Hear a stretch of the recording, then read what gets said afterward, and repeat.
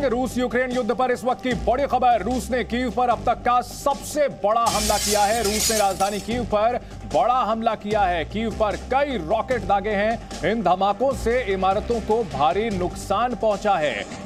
इस हमले में एक शॉपिंग मॉल पूरी तरह से तबाह हो गया, जिसमें कई लोग मौजूद थे। हमले के बाद लोग वहां फंस गए, जिन्हें बाहर निकालने के लिए फायर ब्रिगेड के कर्मचारी लगातार मशक्कत कर रहे हैं, लगातार कोशिशें कर रहे हैं। मलबे के अंदर फंसे हुए लोगों को बाहर निकाला जा रहा है। इस हमले में 4 लोगों की मौत हो गई है। कीव के पोदोल्स्की इलाके में यह हमला किया गया है। रूस के तरफ से लगातार रॉकेट लॉन्चर से अटैक किया गया। इन रॉकेट्स की वजह से एक मॉल पूरी तरह से ध्वस्त हो गया। इस हमले में 4 लोगों की मौत हो गई है। अभी तक सारे लोगों को निकालने की कोशिश जारी है। तस्वीरें आप देख सकते हैं। देर रात कीव पर जब रॉकेट बरसे तो किस तरह से रात में भी उजाला हो गया। ऐसा लगा जैसे सूरज चमक रहा हो, लेकिन ये तबाही की चमक थी, ये मिसाइल्स की रोशनी थी। और इसके बाद एक मॉल पूरी तरह से ध्वस्त हो गया। इस हमले में 4 लोगों की मौत हो गई है। यूक्रेन की राजधानी कीव, जिस पर कब्जे की कोशिश रूस लगातार 26 दिन से कर रहा है, लेकिन अब तक उसे कामयाबी नहीं मिल पाई है। और नतीजा ये कि कीव में भारी तबाही हो रही है। कीव पर रूस ने रॉकेट अटैक किया है और मल्टीपल रॉकेट लॉन्चिंग सिस्टम का इस्तेमाल किया गया है। तस्वीरों में देख सकते हैं आप कैसे धमाका हुआ और आसपास तेज रोशनी का एक गुबार सा उठा। इसके बाद भारी तबाही हुई है। रूस ने यूक्रेन पर अटैक किया। लड़ाई 26वें दिन भी जारी और इस बीच पूर्वी यूक्रेन पर रूस के लगातार हमले जारी। मल्टीपल रॉकेट लॉन्चर से लगातार हमले। यूक्रेनी सेना के कई अड्डों को तबाह करने का दावा रूस की ओर से किया जा रहा है। यह रूस का TOS-1 thermobaric multiple rocket launcher system है। रूसी सैनिक इन रॉकेट को असेंबल करके दाग रहे हैं और जंग के मैदान में यूक्रेन की सेना पर कहर बरपा रहे हैं।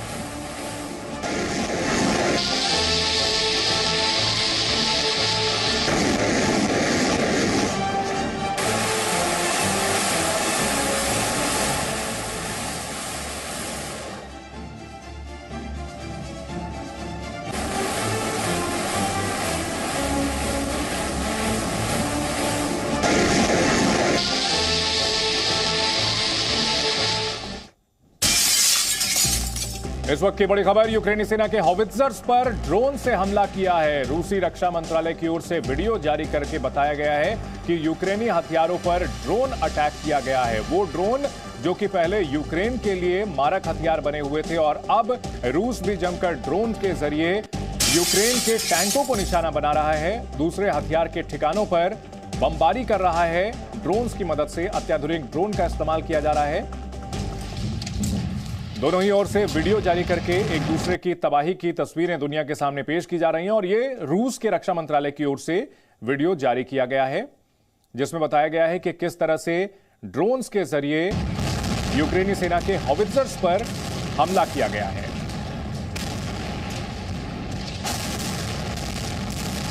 रूस यूक्रेन युद्ध का 26वां दिन है और अत्याधुनिक हथियारों का इस्तेमाल किया जा रहा है। तस्वीरें देख करके ऐसा लगता है कोई वीडियो गेम चल रहा हो, लेकिन यह वीडियो गेम नहीं है। ये एक दूसरे के ठिकानों पर घातक हथियारों से हमला करने वाली तस्वीरें हैं और यह वीडियो रूस के रक्षा मंत्रालय ने जारी किया है और तबाही यूक्रेन के पक्ष पर की जा रही है। आपको अलग अलग तस्वीरों के जरिए रूस और यूक्रेन युद्ध के 26वें दिन के हम अपडेट दे रहे हैं। कीव में लगातार धमाके हो रहे हैं। वहीं यूक्रेनी राष्ट्रपति ज़ेलेंस्की ने विश्व युद्ध की भविष्यवाणी कर दी है। उधर अमेरिका और टर्की यूक्रेन को S-400 मिसाइल सिस्टम देने की तैयारी कर रहे हैं, जिसकी तैनाती यूक्रेन की राजधानी कीव में होने की संभावना है। यूक्रेन में गोलीबारी में मारे गए नवीन शेखरप्पा का पार्थिव शरीर बेंगलुरु लाया गया। यूक्रेन युद्ध में अब यूक्रेन की मिसाइल लेडी रूस के खिलाफ लगातार हमले करने की तैयारी कर रही है। टैंकों के उड़ाने में माहिर मिसाइल लेडी रूस के लिए मुसीबत बन रही है। वहीं अमेरिकी राष्ट्रपति जो बाइडेन इस हफ्ते यूरोप जाएंगे, लेकिन इस दौरान वो यूक्रेन का दौरा नहीं करेंगे।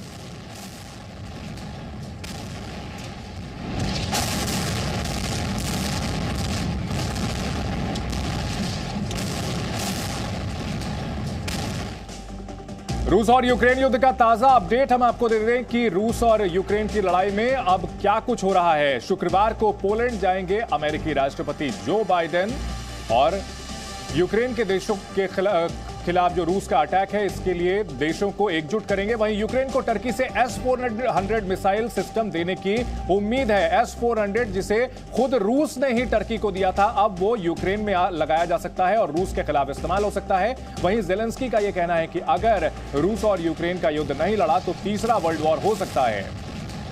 इसी बीच रूस को खबर देने के आरोप में यूक्रेन के 11 दलों को राष्ट्रपति ज़ेलेंस्की ने निलंबित कर दिया है। दावा किया गया है कि ये लोग रूस को जानकारियां दे रहे थे। इस बीच रूस के 14,700 सैनिकों को मारने का यूक्रेन ने दावा किया है। वहीं यूक्रेन और रूस युद्ध पर भारत के रुख का क्वाड ने समर्थन किया है। इस बीच रूस पर प्रतिबंधों के दायरे को बढ़ाने की अमेरिका तैयारी कर रहा है और कीव पर रूस का लगातार हमला जारी है। रॉकेट लॉन्चर से लगातार अटैक किया जा रहा है। हमारे साथ रविंदर सचदेव जुड़ चुके हैं, साथ ही जीडी द्विवेदी साहब हैं। सबसे पहले जीडी द्विवेदी साहब, लड़ाई का 26वां दिन है अभी। जिस तरह से रूस ने घातक हथियारों का इस्तेमाल शुरू कर दिया है, क्या यह माना जाए कि अब रूस इस लड़ाई को अंजाम तक पहुंचाना चाहता है? बिल्कुल चंदन को देखिए, जिस प्रकार ये युद्ध अभी 26वें दिन में आया है तो रूस को कोई निर्णायक विजय नहीं मिली है और उन्होंने और भी अपने हमले तीव्र कर दिए हैं, क्योंकि अगले 3-4 दिन में अगर वो अपनी आक्रमण जो है कीव पर नहीं कब्जा कर पाते हैं तो इसका साफ जाहिर है कि रूस का जो हमला है वो तकरीबन स्टेलमेट हो गया है। यानी ठीक है, 3-4 दिनों में उसे कामयाबी हासिल करनी पड़ेगी। ऐसे में बेसब्र होना रूस का लाजमी है और वो घातक हथियारों का इस्तेमाल कर रहा है। रॉबिन सचदेव, 3-4 दिन बहुत अहम है। अमेरिकी राष्ट्रपति भी यूरोप के दौरे पर जा रहे हैं। ये जो 3-4 दिन है, एक तो इतने दिन हो गए हैं तो हर दिन इंपॉर्टेंट है, इतना लंबा खिंच गया है, बट ये बहुत इंपॉर्टेंट है जब ये बाइडेन नेटो की मीटिंग में जा रहे हैं ब्रसल्स वेडनेसडे को, राइट। ये एक मौका है, बहुत अर्जेंट नीड हो गई है कि इस को रिजॉल्व करा जाए। इस मीटिंग में जो इनका बाइडेन का यूरोप का दौरा है, अगर ये कुछ रिजॉल्व नहीं करते हैं तो इनफैक्ट आपको ध्यान होगा, ये बात किसी ने ज्यादा बात नहीं करी है, ज़ेलेंस्की ने जब अमेरिकन कांग्रेस को स्पीच दी थी उन्होंने कहा था कि वक्त शायद ये भी आ गया है कि उन्होंने नेटो का नाम नहीं लिया था, हमें सिक्योरिटी नहीं दे पा रहा, तो एक U24 ग्रुप बनाया जाए, ठीक है, United for piece, U24 countries जो आपस में 24 घंटे के अंदर एक दूसरे की सिक्योरिटी की मदद करे। ठीक है, अब बात है कि उन्होंने जो U24 ज़ेलेंस्की चाहते हैं कि ज्यादा से ज्यादा दुनिया के देश जो है इस लड़ाई में इन्वॉल्व हो, लेकिन अमेरिका बहुत ही कैलकुलेटेड रिस्क ले रहा है। इस बीच द्विवेदी साहब, ज़ेलेंस्की कहते हैं कि अगर लड़ाई को नहीं रोका गया तो तीसरा विश्व युद्ध भी छिड़ सकता है। कहीं ना कहीं इस जंग के वो फैलने की आशंका जता रहे हैं। कितना ये उनकी जो धमकी है इस पर कितना यकीन किया जाए? देखो, ये धमकी है, अभी तक जो जिस प्रकार युद्ध चला है इसकी कोई आशंका नहीं है कि ये तीसरी विश्व युद्ध में बदल जाए, क्योंकि दोनों साइड में एक लाल रेखा है। पहली लाल रेखा है कि जो नेटो के देश हैं वो यूक्रेन को मदद तो करेंगे पर अपने सैनिक जो है वो नहीं लगाएंगे। दूसरा, ना ही वो जो air defence no fly zone है उसकी भी उन्होंने कोई भी आगे मदद करने से इनकार कर दिया है। तो इसलिए अगर नेटो ठीक अपनी इन्वॉल्वमेंट नहीं करेगा, नो फ्लाई जोन नहीं आएगा, तो ये युद्ध फैलने के कोई आशंका नहीं है। साथ ही साथ मैं ये भी बताना चाहता हूं कि अगर रशिया कोई ऐसे हथियार इस्तेमाल करता है जैसे परमाणु हथियार है या जैविक हथियार है, उससे क्या हो सकता है कि युद्ध में एक और मोड़ आ सकता है, तब इस युद्ध के फैलने की आशंका हो सकती है। इस समय जिस प्रकार युद्ध चल रहा है, ये युद्ध यूक्रेन और रशिया के बीच में है, नेटो इससे बाहर है, सिर्फ मदद कर नेटो बाहर रह के भी, रॉबिन सचदेव, नेटो बाहर रह के भी जिस तरह से 26 दिन तक यूक्रेन जो है वो रूस के सामने टिका हुआ है, कहीं ना कहीं नेटो और अमेरिका का लक्ष्य हासिल होता हुआ दिखता है, क्योंकि उनकी मंशा यही थी कि लड़ाई चलती रहे, रूस के ऊपर प्रतिबंध लगते रहे, रूस की छवि खराब होती रहे, पुतिन को एक जो है माफिया डॉन की तरह जो है पेश करने की कोशिश थी, और उसमें तो नेटो कामयाब हो चुका है।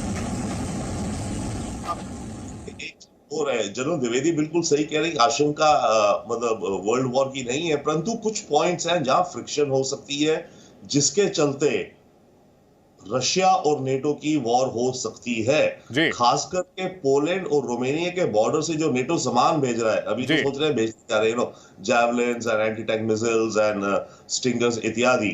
रशिया कुछ समय में, चाहे जैसे भी फंसा रहे यूक्रेन में, रशिया कुछ समय में आकर के यूक्रेन के बॉर्डर पर अटैक शुरू करेगा कि ये जो सप्लाई लाइंस नेटो कह रही है उनको रोकने के लिए। बॉर्डर पर तो शुरू कर चुका है, लवीव में तो अटैक पहले ही शुरू कर चुका है। रूस ने साफ कर दिया है कि जो भाड़े के लड़ाके हैं उन पर हम अटैक करेंगे, जो हथियार आ रहे हैं उन पर हम अटैक करेंगे। द्विवेदी साहब, अगर बात की जाए रूस की, तो रूस ने पश्चिम में भी मोर्चा खोल दिया है, लवीव में जिस तरह से डिपो पर हमला किया है। इस बीच एक दिलचस्प डेवलपमेंट यह हुई कि S-400 देने की बात कर रहे हैं अमेरिका और टर्की। वो S-400 जो कि रूस ने ही दिया था टर्की को, अब वापस उसके खिलाफ इस्तेमाल हो सकता है। बिल्कुल चंदन, देखो जो हथियार आ रहे हैं, जो असला आ रहा है, वो तो बॉर्डर से आ रहा है। तो ये रशिया की पूरी कोशिश होगी कि ये जो सप्लाई चेन है इसको तोड़ा जाए, इसको निष्फल किया जाए। ये तो पूरी कोशिश होगी। ठीक है, जैसे आप S-400 की बात कर रहे हैं, अगर S-400 यूक्रेन को दी जाती हैं तो ये एक और मोड़ आएगा इस युद्ध के अंदर, क्योंकि इससे युद्ध को और भी जो कहते हैं कि तेल फूंकने वाली बात हो जाएगी, युद्ध और भड़क सकता है और ये इसका काफी गंभीर अंजाम हो सकता है। जी ठीक है। अब अगर बात की जाए सचदेवा साहब, अगर इस तरह का अटैक होता है, रूस पहले ही साफ कर चुका है कि अगर यूक्रेन की जमीन पर जो है अगर नेटो का कोई सैनिक पहुंचता है तो उसे उसके खिलाफ जंग माना जाएगा। तो ऐसे में इसकी जिम्मेदारी किसकी होगी? अगर ऐसा कोई लड़ाई होती है, ऐसा फ्लैश पॉइंट कोई आता है, तो उसकी जिम्मेदारी किसकी होगी, नेटो की या रूस की? देखिए, दो पॉइंट है इसमें। एक तो जो टर्की S-400 अगर जो खबर आ रही है देगा यूक्रेन को, पता है टर्की ने S-400 खरीदे रशिया से, उसके चलते अमेरिका ने टर्की पे सैंक्शंस लगा रखी है, राइट? चाहे टर्की नेटो मेंबर है, वो अलग छोड़िए। बात ये है, बीच में याद है बात चल रही थी कि पोलैंड कह रहा था मैं एयरक्राफ्ट दूंगा MiG-29 यूक्रेन को, राइट? वो मामला रुका पड़ा है। क्यों? रशिया ने कह दिया था कि किसी भी देश की अगर एयरफील्ड इस्तेमाल होती है तो यूक्रेन की मदद के लिए, तो उस देश को हम अपना एनिमी मानेंगे। बिल्कुल। तो ये जो हवाई जहाज पोलैंड देने से रुक गया, क्यों रुका? क्योंकि हवाई जहाज वो पोलैंड से यूक्रेन आते कैसे? बिल्कुल, पोलिश फ्लैग में लग करके आते, यूक्रेन नहीं। या फिर ऐसा होता है पोलैंड की एयरफील्ड थी, वहां पर उनको रंग पोत दिया जाता, यूक्रेन का फ्लैग लगा दिया जाता। ग्राउंड से यूक्रेन के पायलट जाते हैं पोलैंड, और फिर पोलैंड में एयरफील्ड से उड़ा करके वो यूक्रेनियन बना करके हवाई जहाज नहीं। तो रूस ने तो साफ कर दिया था कि अगर ऐसा हुआ कि एयरफील्ड का इस्तेमाल करने के लिए दिया गया तो भी हम अपने दुश्मन मान लेंगे उसे। एग्जैक्टली। तो सिमिलरली अगर टर्की की तरफ से S-400 आते हैं, गेम हो जाएगी और इसमें ये स्पाइरल अप हो जाएगा, क्योंकि रशिया, देखिए टर्की के रिश्ते रशिया के साथ भी कुछ ठीक ठाक ही है, तेल गैस वगैरह खरीदता है। उसके अलावा टर्की अपने को एक रीजनल क्या ग्लोबल प्लेयर मानता है, राइट? और टर्की के जो ड्रोन्स हैं इस समय जिन्होंने यूक्रेन को बेचे हुए बख्तियार, वो काफी एक्टिव हो रहे हैं। तो अगर S-400, अव्वल तो बात है टर्की से आएंगे कैसे, that's the first question, right?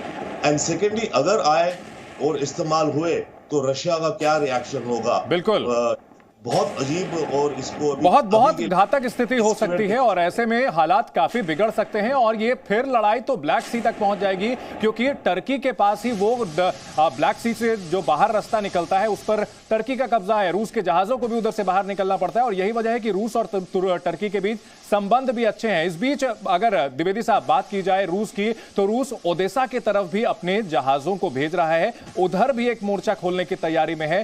कहीं ना कहीं जो 26 दिनों में रूस की रणनीति रही है, अब तक बार बार बदलती रही है, शायद यही वजह है कि निर्णायक कोई कामयाबी नहीं मिल पाई है उसे।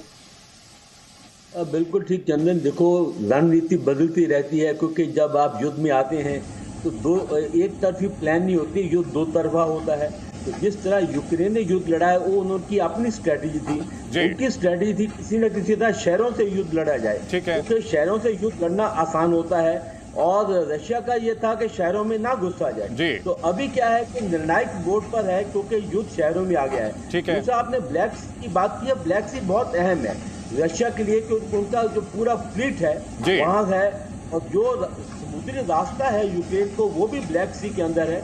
तो इसको हम बोलते हैं चोक होल्ड, जी। यानी कि आप जो भी सारे रास्ते हैं चोक कर देते हैं, जिसमें सप्लाई असला नहीं आ सकता है। तो इसलिए ब्लैक सी का जो है इसका बहुत ही अहम भूमिका है, तभी उन्होंने ये ओडिशा को पकड़ा है और एजल सी के रास्ते बंद किए हैं, क्योंकि वो नहीं चाहते कि किसी भी तरह से जो समुद्र से कोई भी इमदाद जो है वो यूक्रेन को आए। बिल्कुल। जो लैंड बॉर्डर्स हैं वो तो खुले हुए हैं और लैंड बॉर्डर से अभी काफी असला आ रहा है। साथ ही साथ मैं एक पॉइंट और भी बताना चाहता हूँ, ये जो नेटो है, अमेरिका है, ये काफी मदद कर रहे हैं। तो आजकल के युग में इलेक्ट्रॉनिक वॉरफेयर की बहुत अहम भूमिका है और वो काफी इंटेलिजेंस भी दे रहे हैं, इलेक्ट्रॉनिक वॉरफेयर से वो काफी मदद भी कर रहे हैं। तो ये भी एक अहम चीज है जिसको हमें ध्यान में रखना होगा। जी बिल्कुल। सचदेवा साहब, अगर बात की जाए रूस पर प्रतिबंधों की, तो दुनिया भर के प्रतिबंध लगा लिए गए हैं, अमेरिका की तरफ से, ब्रिटेन की तरफ से, तमाम देशों की तरफ से। रूस पूरी तरह से बेपरवाह है। ऐसे में जब बाइडन जाएंगे, यूरोपीय देशों की यात्रा करेंगे, तो उनका पर्पस क्या होगा? आखिर क्या हासिल करना चाहेंगे इस यात्रा से? बाइडन के सामने यही तो चुनौती है। कितनी सैंक्शंस आप, अभी वो जो नेटो जाएंगे डेफिनेटली वो सैंक्शंस और लगाने की बात कर रहे हैं। अब क्या और सैंक्शंस है? कुछ और ओलिगार्क या बिजनेसमैन पे, रशिया के एक्सपोर्ट्स पे और सैंक्शंस लगा दो। अब या तेल गैस कम कर दो, कितना कम करोगे?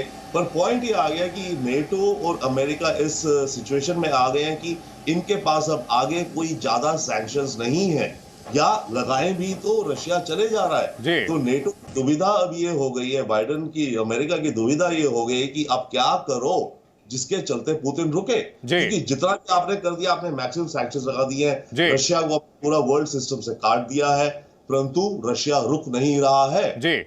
ठीक है, रशिया रुक नहीं रहा है। ऐसे में द्विवेदी साहब, अब जेलेंस्की के पास क्या विकल्प बचते हैं? ठीक है, आपने बहुत बहादुरी से 26 दिन लड़ाई कर ली है, लेकिन रूस अब जो है किंजल मिसाइलों का इस्तेमाल भी कर रहा है, साथ ही साथ अपने घातक हथियारों को बाहर निकाल रहा है, और निश्चित तौर पर इन घातक हथियारों का इस्तेमाल होगा तो यूक्रेन में और ज्यादा तबाही होगी। तो क्या जेलेंस्की को अपनी जनता को बचाने के लिए बातचीत की टेबल पर थोड़ा प्रैग्मेटिक अप्रोच अपनाने की जरूरत नहीं है?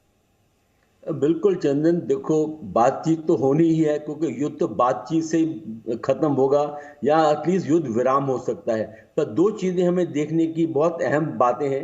देखो, पहले तो अगर जेलेंस्की 26 दिन वो रूस को उन्होंने रोक रखा है, तो यानी कि कुछ ना कुछ उन्होंने जीत हासिल की है। और दूसरी बात है, आप देखिए कोई भी बड़ा शहर जो है रूस नहीं ले पाया है, चाहे वो खार्किव है या मोरिपोल है या और कीव है, वो बड़े शहरों को नहीं कब्जा कर पाए, क्योंकि जेलेंस्की की एक ही स्ट्रेटेजी है कि वो शहरों से लड़ेंगे और शहरों से जब लड़ते हैं तो हमलावर का बहुत नुकसान होता है। मेरा अपना अनुभव है ढाका में 71 की लड़ाई में, जब आप शहरों में घुस जाते हैं तो आपका बहुत ही नुकसान होता है, क्योंकि शहरों का युद्ध जो है बहुत भीषण और बड़ा खूनखार होता है, क्योंकि आपको गली से गली में लड़ना पड़ता है। बिल्कुल, बिल्डिंग टू बिल्डिंग फाइट होती है। मैं चाहता हूं कि जेलेंस्की काफी हद तक कामयाब है, पर अगर ये युद्ध ऐसे चलता रहा तो बहुत तबाही होगी यूक्रेन, कीव की बहुत तबाही होगी, और वो चाहेंगे किसी न किसी तरह युद्ध विराम किया जाए और कोई ना कोई। नहीं, क्या वाकई जेलेंस्की युद्ध विराम चाहते हैं? सचदेवा साहब, क्या जेलेंस्की वाकई युद्ध विराम चाहते हैं? क्योंकि एक तरफ वो कहते हैं कि मैं बातचीत के लिए तैयार हूं, रूस से समझौते के लिए तैयार हूं, दूसरी तरफ कहते हैं कि हम अंतिम दम तक लड़ते रहेंगे, तीसरे विश्व युद्ध तक खिंच सकता है। ये सब इस तरह की भड़काऊ बातें भी वो कहते रहते हैं। क्या वाकई जेलेंस्की समझौते के लिए तैयार है? बड़ा सवाल तो यही है। वो अभी समझौते के लिए तैयार नहीं है मेरे ख्याल से, क्योंकि देखिए अगर मतलब पॉइंट इसकी, वो अभी भी कह तो रहे मैं समझौता करना चाहता हूं, पर अपनी कंडीशंस भी हैं वो भी रिजिड है। तो वो जो अपनी कंडीशंस दे रहे हैं, वो रशिया जितना समझ आता है रशिया उन कंडीशंस को नहीं मान रहा है, नहीं मानेगा तो ये युद्ध चलता रहेगा। परंतु आप जो क्वेश्चन अभी पूछ रहे हैं बहुत अहम है। क्या लीडर जो होता है उसको किस वक्त कोई डिसीजन लेना चाहिए? जेलेंस्की क्या ये देखते हैं कि ये युद्ध जीत पाएंगे? शायद नहीं। अगले 10 दिन चल जाएगा, महीने चल जाएगा, अगले महीने भर में कितने यूक्रेनियंस, कितने लोगों की डेथ होगी, कितने शहर बर्बाद होंगे, और इसका भी फिर भी अंजाम क्या आएगा? तो वक्त आता है जब लीडर को यह सोचना पड़ेगा कि भाई मैं लड़े तो जा रहा हूं, but at the same time मेरे देश के इतना नुकसान हो रहा है। वो ट्रेड ऑफ होगा कि अब मैं अपने देश की तबाही रुक जाए, परंतु वो फिर रशिया की टर्म्स पे रुकना पड़ेगा उन्हें। अभी जो जेलेंस्की कह रहे हैं हाँ मैं बैठने को तैयार हूं, बात करने को तैयार हूं, अभी वो तैयार नहीं है। जिस तरह से वो बात करें, नो, राइट नाउ नो। रूस और यूक्रेन युद्ध पर इस वक्त की बड़ी खबर आपको बता दें। रूस ने कीव पर अब तक का सबसे बड़ा हमला किया है। राजधानी कीव पर बड़ा हमला किया है रूस ने। कई रॉकेट दागे हैं। इन धमाकों से इमारतों को भारी नुकसान हुआ है। हमले में एक शॉपिंग मॉल पूरी तरह तबाह हो गया, जिसमें कई लोग अंदर थे और वो हमले की चपेट में आ गए। अटैक के बाद फायर ब्रिगेड कर्मचारी लोगों को बाहर निकालने में मशक्कत कर रहे हैं। कीव के पोदोल्स्की इलाके में इस हमले में 4 लोगों की मौत हो गई है। लड़ाई का 26वां दिन और रूस ने राजधानी कीव पर लगातार रॉकेट दागे हैं। इन रॉकेट के अटैक में एक मॉल को भारी नुकसान हुआ है। पोदोल्स्की इलाके में इस मॉल के ध्वस्त होने के बाद अंदर कई लोग फंस गए। 4 लोगों के मरने की पुष्टि हो चुकी है। कई और लोग अभी फंसे हुए हैं, जिन्हें निकालने की कवायद दमकल कर्मी कर रहे हैं। 2 तस्वीरें आप देख सकते हैं। जब रूस का रॉकेट अटैक हुआ तो उसके बाद आसमान में पूरी तरह उजाला हो गया, लेकिन ये उजाला तबाही का था। और इसके बाद जो मंजर है वो आप दूसरी तस्वीर में देख सकते हैं कि रॉकेट अटैक का क्या अंजाम हुआ है।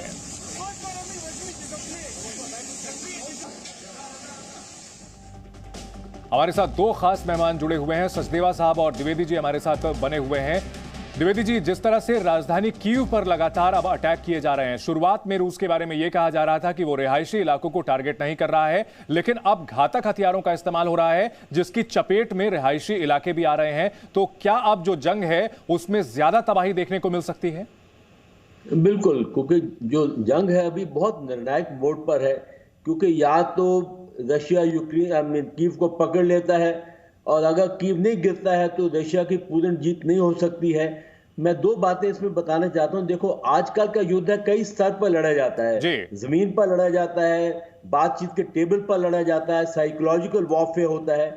पर जो आपकी पोजीशन है बातचीत के टेबल पर, वो मुनसर करती है ग्राउंड पोजीशन क्या है। तो इस समय दोनों साइड जो है वो कांटे की टक्कर में है। ठीक है, रूस को जीत नहीं मिली है और ज़ेलेंस्की लड़ता जा रहा है, अभी तक हथियार में डाले हैं। अभी आगे क्या हो सकते हैं? 2 हालात हो सकती हैं। ठीक है, अगर कीव गिर भी जाए तब भी हार नहीं मानेंगे ये यूक्रेनियन, तो वो फिर गुरिल्ला वॉरफेयर में बदल जाएगा और गुरिल्ला वॉरफेयर चलता रहेगा। ठीक है, क्योंकि अभी आप देखिए कि अगर डोनबास के एरिया में देखें, वहां पूरा रशिया का दबदबा है। 80% पॉपुलेशन रशियन है, तब भी रशिया उस पर कब्जा नहीं कर पाया है। तो आप ये देखें कि यूक्रेन जो है इतना बड़ा शहर है, 840 किलोमीटर है और उसकी 30 लाख के ऊपर आबादी है। इसको पकड़ना बहुत मुश्किल होगा। मुझे लगता है कि अगले 10-15 दिन में ये निर्णायक निर्णय हो जाएगा कि कौन सी जो साइड है उसका पलड़ा भारी है। पर मुझे नहीं लगता कि रूस कीव पर इतनी आसानी से। सचदेवा साहब, क्या वजह है कि यूक्रेन इतनी मजबूती से अब भी टिका हुआ है? क्या नेटो देशों से मिले हथियार, या फिर रूस ने यूक्रेन को बहुत हल्का आंक लिया था, या फिर कोई और वजह है? जनता का सपोर्ट जो मिल रहा है वो वजह है, या फिर जो अज़ोव बटालियन जिसकी बात की जाती है उसकी ताकत काफी ज्यादा है जो कि रूस को लगातार रिपल्स कर रही है? ये सब चीजें जो आप कह रहे हो, पर अज़ोव बटालियन तो एक्चुअली केवल मारिउपोल में उसका बेस है। तो पूरी वॉर का इंपैक्ट अज़ोव बटालियन पे नहीं है। माना वो एक बड़ी इफेक्टिव फाइटिंग मशीन है, और इनफैक्ट अज़ोव को ही लेकर के तो पुतिन कहते हैं कि ये लोग नाजी हैं, और उसमें कुछ सच्चाई भी है। अज़ोव बटालियन जो है यूक्रेन की, ये उसमें वो लोग हैं जो फार राइट के एक्सट्रीमिस्ट टाइप के लोग हैं, राइटिस्ट लोग हैं, राइट। तो पर अज़ोव को छोड़िए ना, बात ये है कि यस, पिछले 3 दिन में अगर आप देखेंगे, मुझे लगता है युद्ध का कुछ तरीका बदला है। जब परसों से, आई थिंक, जब से ये हाइपरसोनिक मिसाइल का इस्तेमाल हुआ, उसके पीछे जो इतनी लंबी ये वॉर चल रही है, नो डाउट रशिया ने यूक्रेन को हल्के में लिया। परंतु अगर हल्के में भी लिया रशिया ने, आप देखिए रशिया ने जो फोर्सेस इकट्ठी करी थी, फोर्स तो पूरी की पूरी इकट्ठी कर दी थी, राइट। ये नहीं था कि हल्के में लिया तो उसने सोचा 10 टैंक इकट्ठे करके 10 भेज देता हूं, जीत जाऊंगा, वो तो नहीं करा। तो रशिया ने तैयारी पूरी करी थी किसी भी अंत तक की मानो, राइट। बट रशिया ने यूक्रेन को थोड़ा शायद हल्के में लिया, या रशिया की इंटेलिजेंस का भी फेलियर है इसमें, लॉजिस्टिक्स का तो है ही। और इंटेलिजेंस फेलियर जो रशिया का आ रहा है, उसमें एक खबर है, आई थिंक आप भी चला रहे थे 2 या 3 दिन पहले, कि पुतिन ने जो इनकी इंटेलिजेंस एजेंसी है, उस एजेंसी का जो डिपार्टमेंट जो यूक्रेन को देखता है, उसके चीफ को हाउस अरेस्ट में कर दिया है। ठीक है, ये कहते हैं कि आपने ठीक परफॉर्म नहीं करा और आपने ठीक बताया नहीं। तो ये जो टसल आ गई है अब रशिया की इंटेलिजेंस, जिस तरह से वॉर को गाइड करके सोच लीजिए निकल जाएंगे, वर्सेस रशिया की डिफेंस मिनिस्ट्री। तो मुझे लगता है कि एक दिन पहले से, परसों से, अब इस समय रशिया की डिफेंस मिनिस्ट्री जो है उसकी रणनीति ज्यादा मतलब दिख रही है, ठीक है, वर्सेस की जो रशियन इंटेलिजेंस जिस हिसाब से वॉर को गाइड कर रही थी। द्विवेदी साहब, अब किंजल मिसाइल का इस्तेमाल किया जा रहा है, तमाम जो घातक हथियार हैं उसे निकाले जा रहे हैं। क्या रशिया का ये जो डिफेंस माइट है, अगर बात की जाए, उसकी बात की जाती है, घातक हथियार उसके पास बहुत ज्यादा है, दुनिया में सबसे बड़े आर्म सप्लायर में उसकी गिनती होती है, तो क्या अब घातक हथियारों का इस्तेमाल करेगा? क्योंकि जीत नहीं मिल रही है, तो ऐसे में अब जो है जान माल की परवाह किए बिना ज्यादा अटैक करेगा? बिल्कुल चंदन, क्योंकि ये जो मैं बता रहा हूं कि लड़ाई एक निर्णायक मोड़ पर है, तो इस समय रशिया जो भी उसके कहते हैं कि असला है वो इस्तेमाल करेगा। और ये बड़े घातक हथियार हैं, जिनके ये किंचल मिसाइल है, बहुत ही घातक मिसाइल है और बहुत ये नाश कर सकती है, बहुत नुकसान पहुंचा सकती है। और साथ ही साथ देखो, वो एक हमारी टर्मिनोलॉजी है आर्मी में, कार्पेट बॉम्बिंग, यानी कि वो जो भी चीजें ध्वस्त करते हैं ताकि किसी न किसी तरह यूक्रेन की कमर टूटे, मनोबल टूटे।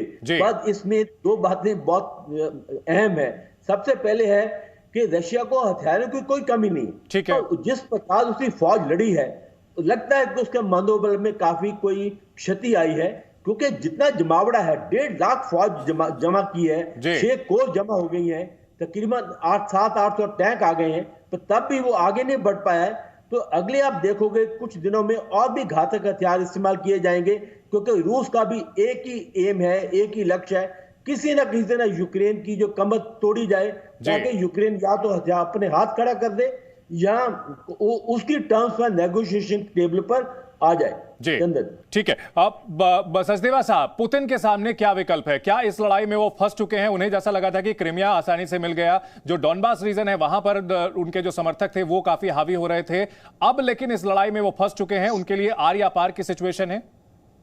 100% पुतिन के लिए आर्या पार की सिचुएशन। और पुतिन ने जब शुरुआत भी करी थी, आप देखिए डे 1 से, चाहे 5 दिन में युद्ध खत्म हो जाता, यूक्रेन घुटनों पे आया था, या 50 दिन में आए, पुतिन ने जब शुरुआत करी थी उसकी आप स्टेटमेंट देखिए, एक जो कह रहे थे बार बार, जो पहले दिन उन्होंने कहा था यूक्रेन वाले लोग कहते हैं कि हमें डीकॉमनाइज होना है, हमें कम्युनिस्ट नहीं रहना है, तो बोला कि हम इनको दिखाएंगे डीकॉमनाइज कैसे होते हैं, डी नाजिफिकेशन करनी है, कि यूक्रेन की जो एलीट है, यूक्रेन की जो सरकार है, ये अमेरिका का टूल बन गई है और यूक्रेनी लोगों के खिलाफ अत्याचार कर रही है। खैर ये तो पुतिन के विचार है, राइट, बट पुतिन, ठीक है, निश्चित तौर पर आर्या पार की सिचुएशन है और यह स्थिति किसी के लिए भी अच्छी नहीं है, खास तौर पर यूक्रेन के लोगों के लिए यह स्थिति बेहद घातक है, क्योंकि पिछले कुछ दिनों में हमलों की इंटेंसिटी बढ़ चुकी है और घातक हथियारों का इस्तेमाल हो रहा है, हाइपरसोनिक मिसाइलों का इस्तेमाल हो रहा है। हर अपडेट आपको इस बड़ी खबर पर हम लगातार देते रहेंगे। बहुत शुक्रिया सचदेवा साहब आपका और द्विवेदी साहब आपका हमारे साथ इस बड़ी खबर पर जुड़ने के लिए। Presenting B news app available on Google Play and App Store, download it now.